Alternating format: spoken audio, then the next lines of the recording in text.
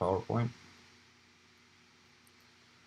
So if you attended my last assembly session, I talked about many different patterns and stuff like that. Actually, I talked about instructions. Sorry, I talked about instructions, registers, and flags. So just as a refresher, we have the add, subtract, and compare instructions, which are pretty self-explanatory. Push and pop, which handle stack. Push pushes values onto the stack and pops them from the stack into a variable, into a register of your choice. Moves data from one point to another, and jump tells the CPU to execute to from another address. So by nature, the CPU will execute instructions sequentially. So just increment the address by 1 or 8 or however much it needs. And jump just tells it, no, don't do the next one, just hop onto the, how do you call it, the other address. It'll be more clear in a second. We have the registers, RX, RBX, RCX, and RDX. I didn't write them all because they're all the same thing. They're basically variables. One thing to note, RX is usually used for return values for functions. So if your function returns a value, i.e. it's not void, it'll be in RAX. RSI and RDI.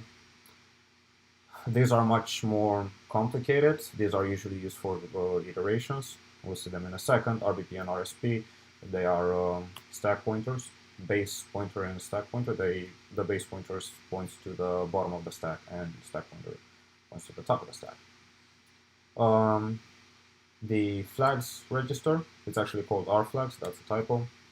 And the flags in R flags are the carry flag, parity flag, zero flag, sign flag, and many more, but the others are not really that relevant. The most important ones are the zero flag and the sign flag. And that's it for the PowerPoint. Let's get on with the actual practical stuff. Let me just close this here really quick. Ryan, is everything all right with the stream? Yeah, cool. Yeah, there is no desktop audio because of configuration issues. So the code I'm going to be reviewing today is this. So we have a very simple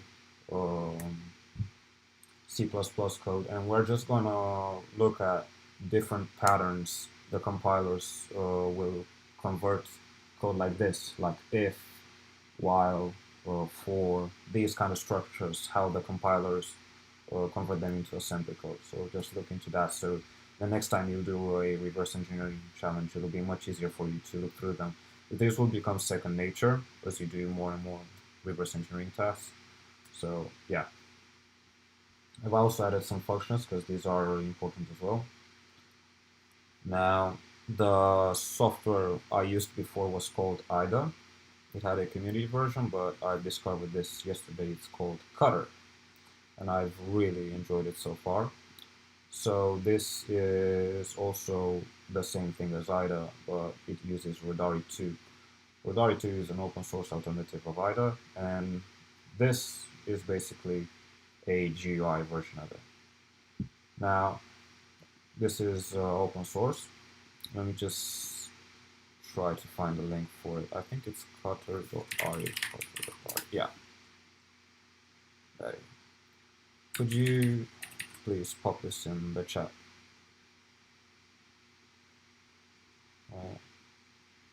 Just, yeah, not really. Well, I'll send it in general, and yeah, there we go. Yeah. So, for those that don't know, Rodari 2 is basically a terminal version of IDA. It's not the same thing because they are made by different people, but their purpose is pretty much the same.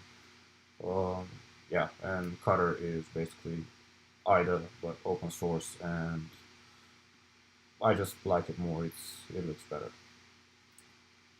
Here I actually made a mistake. I'm supposed to compile this piece of software first, so we're just gonna write to here, opening integrated terminal, run g++ main.cpp, tab O, and let's just call it test app. Yeah, no errors. Great. So we have that test app there. Let's try to run it. And there you go. So I've written these strings here, these coutts, just so we can find them in, it'll be easier for us to find them in assembly code. So we'll just head over to Cutter, click select, do the test app, and open it. Click open. Make sure you don't have that checked, the one that said don't have any, or don't open any files. Here, leave everything as default. There is no need to change everything. It's great as is. Just click OK. It'll take a while for it to decompile. And it just opened on my other screen here, and voila! Okay. So this is the kind of stuff we saw last time. You'll see here on the left there are different functions marked here in assembly. The names are not too, what do you call it? Sorry, English is not my first language, as you may know. These names are not too intuitive, but what we're interested in is called entry 0. So entry 0 is the point of entry, is the first thing the CPU will execute when you start the program. So when you start the program, it will run the main function, and functions start off with this pattern. It's called push RBP, move RBP, move RSP into RBP, and so on. Whenever you see this, this means that a function has been called. This basically prepares the memory and loads the function into stack. So whenever the function is done, it'll pop it off the stack. And yeah, this basically sets a new base pointer and a new stack pointer. That's it.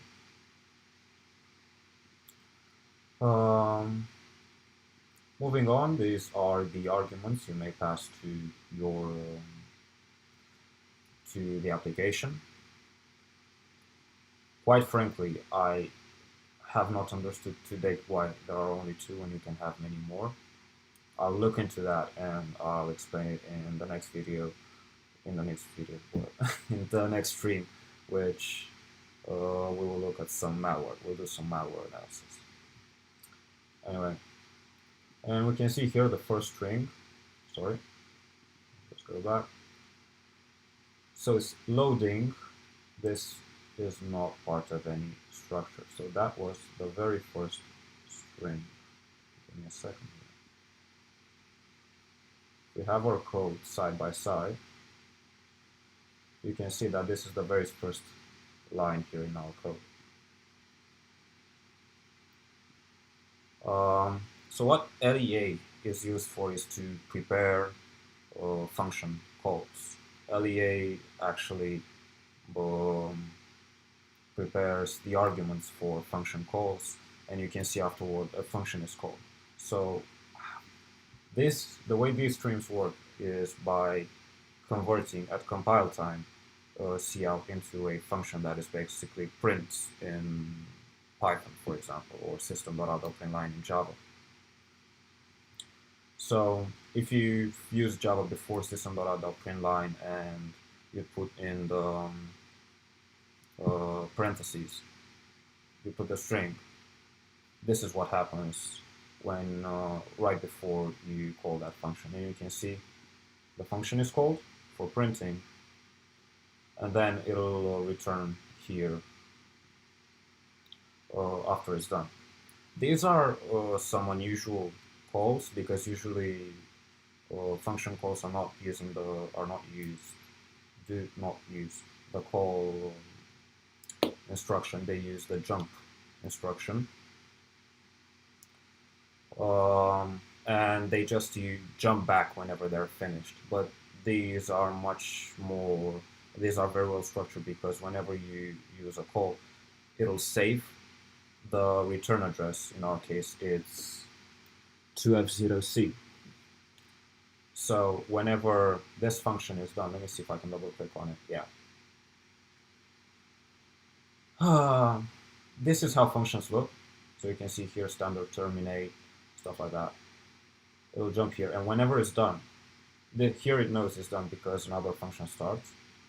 So whenever it's done, it automatically calls the return RET, it's called, the return instruction, and it'll know to come back here to F0C. And right after this, we have we're declaring two variables and we are modifying one of them. You can see here we have a byte. This is our boolean. So it's important to know these names, var underscore 11h. So if we have our code side by side, we know very well that this is our boolean. So whenever we see byte var 11h, we know it's our boolean. You can see here d word. So a byte is 8 bits, a word is 2 bytes, so that's 16 bits, and d word means double word, so 2 times 16 is 32. You'll see q words, which are quad words or quadruple words. They are 64 bits, and this is one of the main reasons. Those are only available for 64-bit machines. Sometimes you can run q words on 32-bit machines using some emulators, but the performance will be pretty bad, so just keep that in mind. So var11h is our boolean, which is named some boolean value, and our int, we have another int here called some number, will be var18h. And you can see here the move instruction works a bit differently than you may think. First is the destination, then the value you want to move into it. So we want to move the value of 1 into this address. Here, we want to move the value of 745. So this here is written in hex. The way assembly code works is in hex. So let me see if I have a calculator right here. We've done this before. If we change this to base 16, we'll write 2E9 and change it back to base 10, it'll be 745. So I'll just close this. Cool. Here this is quite unusual. Sometimes compilers do this. It's moving RDI, it's moving RX into RDI for some reason. Maybe, I think because we've started an if statement, but it's very rare that you see this. It asks,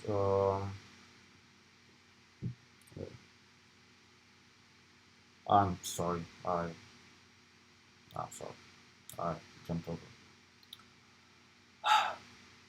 So again, so we were here, assigning the number 745, and then we are comparing this. It was quite unusual. That thing was quite unusual in that way. That's why I claimed it as unusual. Anyway, sorry. So we're gonna compare now. Since we have here, we're trying to assign a value and we have a comparison here. So what we do here basically is asking whether some number is equal to 0 and then saving that result into some boolean value, or in our case var 11h. So right here it's actually doing the operation. Some compilers will do the operation beforehand and assign it directly, but in our case it's not going to do that. It's actually going to go through all the steps that we told it to. So it's going to compare var 18h, which is some number, to 0. And then set e. I haven't seen that before. Okay. This is the Mac compiler, which is very weird compared to the Linux one or the Windows one. It's weird. It puts all this random stuff around, which is quite frankly confusing at times. Anyway, sorry. So it's comparing our some number variable or var 18h to 0, and then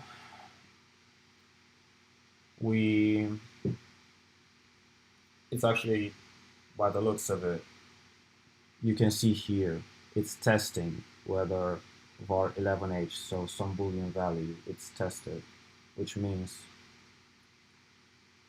it's this is the beginning of the if statement, because it has also a jump afterwards. So if you have a test and a jump afterwards, it's an if statement.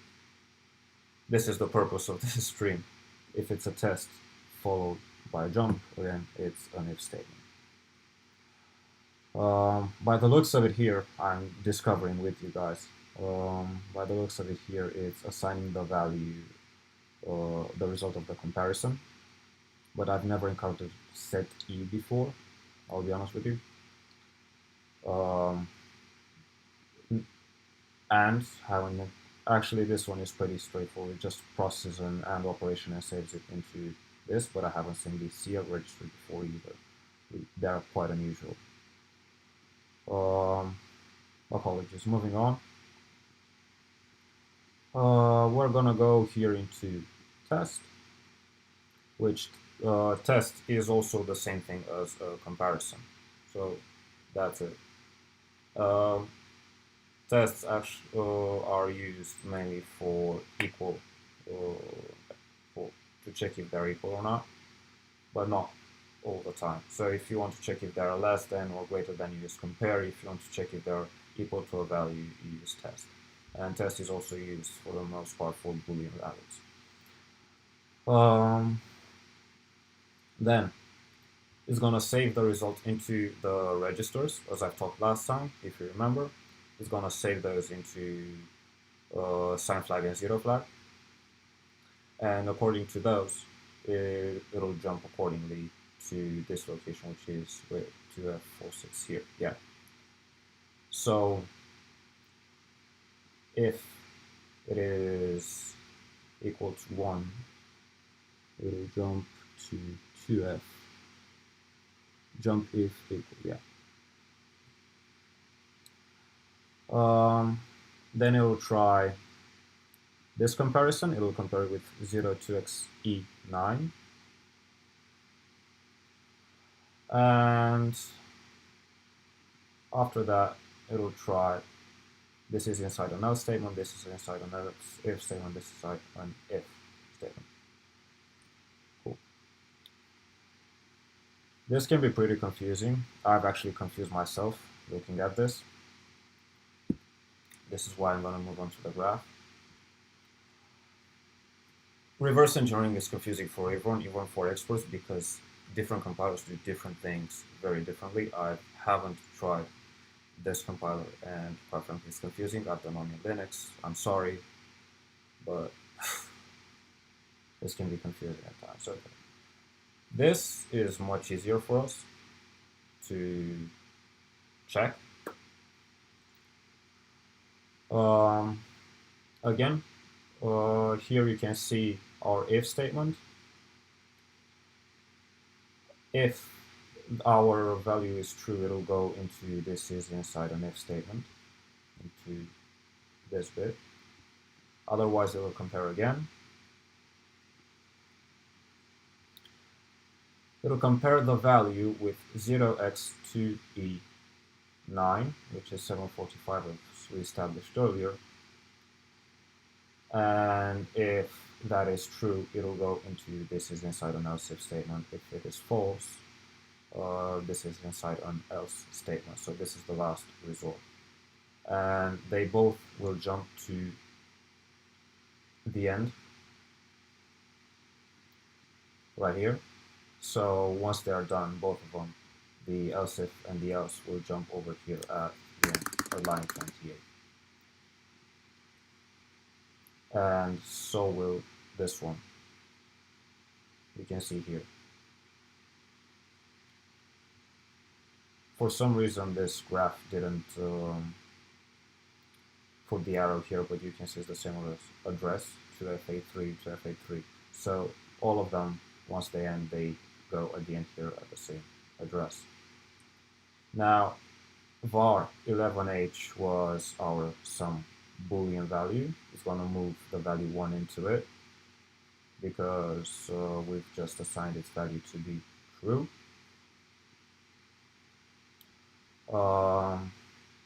And it's going to test it because it's going into a while structure, and it has to test the value first, just like with an if statement. And then if it's true, it'll run this piece of code calling the function, setting the string actually, and then calling the function. It'll say this is inside the while loop without break. And then it'll come back here. I forgot to mention that I've set up two while loops, one with a break statement in it and the other one without. The first one doesn't have a break, so it just checks over and over again whether the value is true or not. Then it moves to the next assignment, to the next line of code, which is again an assignment and then a test. And here, the compiler knew that it'll break immediately after it was executed, and therefore it didn't create a loop. So sometimes compilers are smart like this. They'll anticipate what happens in the code beforehand, and it just executes this. Only it basically acts as an if statement. It'll execute this if it is true, and sorry. It'll execute this if it is true, if the condition here is true, and move on forward if not. Further down, we have a move the value 0 into 1ch. So if we go up, we only have values 11h and 18h. And down here we have value 1ch, and it's moving the value 0 into it. This is because we are initializing a for statement. And then it'll act just like a while loop. It'll compare the value and jump if greater than here. If not, move on to this last bit over here. So if true, it will go here, and it added automatically this add. It moved the value of 1ch into EAX, then adds 1 to EAX and saves it to EAX, and then moves again the EAX back here. Some compilers would just do it directly, it would add 1 to this D words, but for whatever reason it had to move it to EAX, add 1 to EAX and save it there, and then move it back to where it got the initial value, and then jump here again. Here it has to jump up back where the check is, just like before,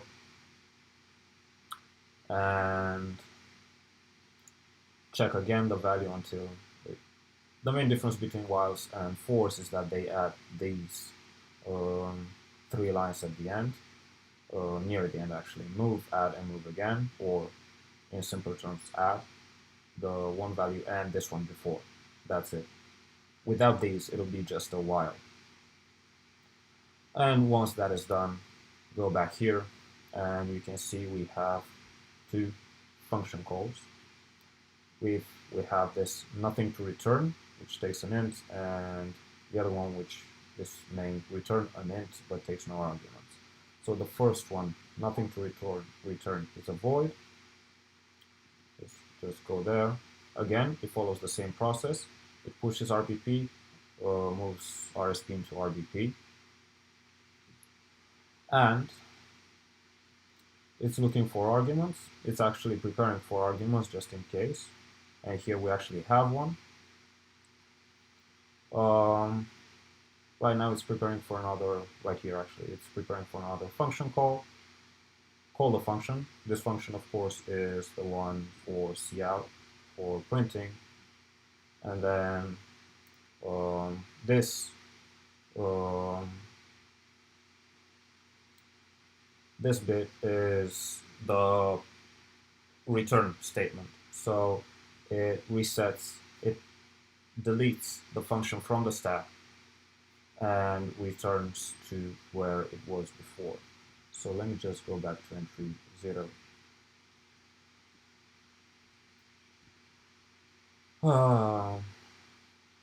So we looked at nothing to return, and the next one will be return an int.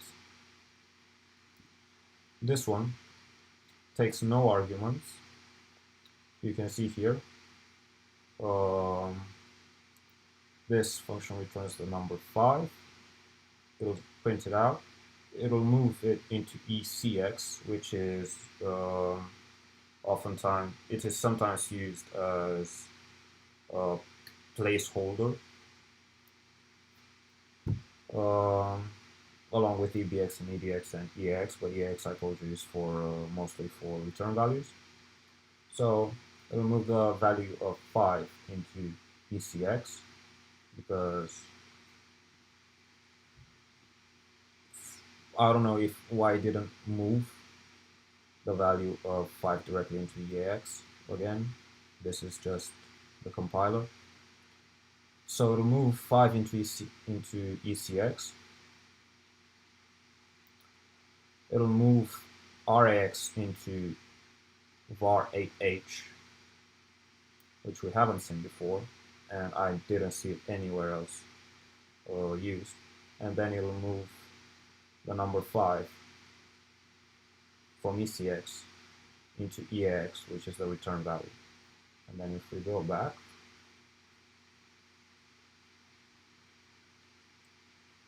it'll XOR E6 with ECX. So when you see an XOR like this, it's deleting the value itself.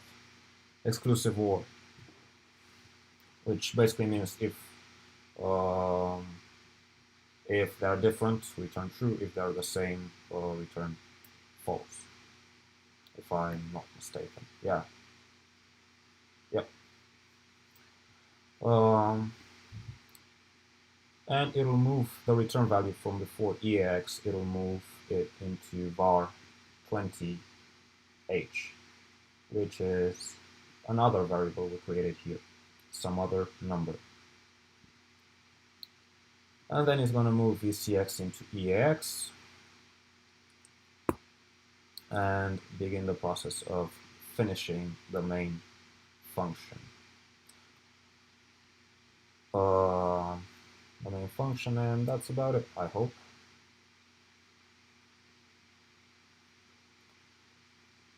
I really hope it was clear.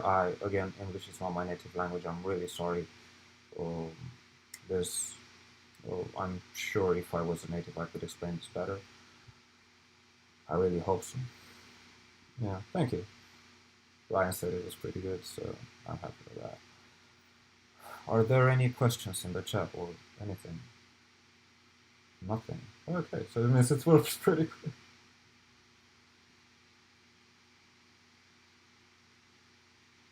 Like, yeah. Okay, cool. Yeah, thank you. Yeah, there was quite a bit of confusion because the Mac compiler is weird, man. Yeah. At one point I was looking in the wrong place and I was like, yeah, this shouldn't be here. And I was, oh, stuff. Yeah, happens. Yeah, let's just jump over to the other one. So should I close the stream here? Okay, so